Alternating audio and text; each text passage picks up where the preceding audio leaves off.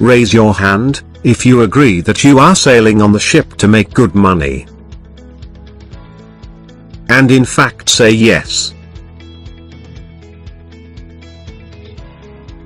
Raise your hand again if you accept the fact that sailing on ship is quite a challenging profession. And say yes again. Now give a pat on the back of your fellow seafarer and your own, because you all chose to work in this challenging environment. And did not quit. Seafarer is more often exposed to hazards of the harsh work conditions. Therefore, it is extremely important you look after not only safety of your own, but your colleague as well. You will not make good money and provide good life for your loved ones unless you yourself are safe and sound. Now turn to the person next to you and say, we need to look after one another. Good. In day-to-day life on board, very often we hear the phrase called risk assessment. And moment we hear these words, we drop our shoulders in disgust and say, oh, no, not again. I am not going to fill up another form. We hate filling up form for the risk assessment, but most of the times we end up quietly doing the work and not even reporting about it. Simple example, climbing up the mast. How many times have we filled up a risk assessment form while changing a navigation lamp up the mast? Unfortunately, answer will be never, or rarely for most of us. Interesting, isn't it? We gamble our remaining 15 to 20 years of working life trying to save on 5 to 10 minutes of paperwork.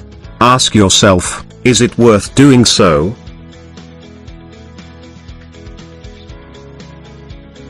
This needs to change. And it will change when we understand the real concept behind risk assessment process. We need to look at risk assessment beyond only a paperwork exercise. It is important that we understand not only importance of risk assessment, but also how easily it can be done. Interestingly, we have been involved in the risk assessment process from the time we were born. When baby is born, the child is put in the cradle which has supports on all 4 sides, to prevent the baby from falling out. As a kid we were always fascinated by idea of jumping from the sky using a parachute. And we even tried our own version of same, while we jumped from the wall, using an umbrella. We knew umbrella did not work, therefore we never jumped from heights of the building using an umbrella, isn't it? Remember your school days? Did you ever took up a fight with guys who were heavier and tougher than you? Never, because even as a kid you identified the hazards in doing so. It was not that you were scared or coward, it was in fact a perfect example of hazard identification and risk assessment.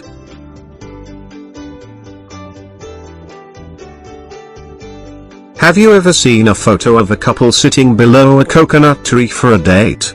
Try searching on Google Images and you won't find one easily.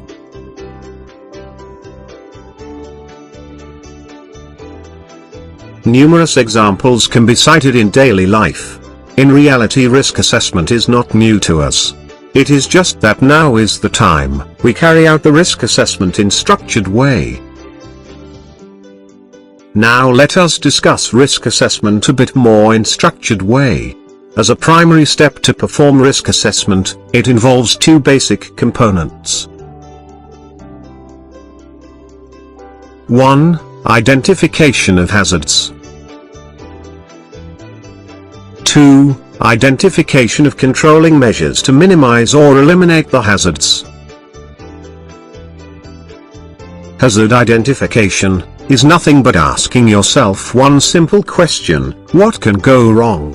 Try to find as many answers as possible to this question. And surprisingly, you will realize that you have already done a thorough hazard identification. Let us take one simple example of crossing a road which has moderate traffic. Let us note down, what are the hazards involved in crossing a road? 1. Getting hit by a vehicle speeding up resulting in minor to major injury, or in worst case scenario fatality. Subsequent hospitalization, mental trauma, financial losses. 2. Injury to other persons driving the vehicle as they may lose control of their own vehicle trying to save the pedestrian. 3. Accident, pile-up of vehicles which may slam hard on brakes in emergency to save the pedestrian. Loss of property. And so on. Now let us identify controlling measures to minimize occurrence of the hazards. 1. Crossing the road using overhead bridge, or underpass. 2. Walking up to the pedestrian crossing at the traffic signal. Crossing the road at designated place during designated time when it is green for pedestrians to cross. 3. Crossing the road with complete attention. Not getting distracted by use of mobile phone for texting or a call. Don't we do this risk assessment regularly? Yes or no? Yes, of course. We should do this to ensure our own safety and safety of other people using the road.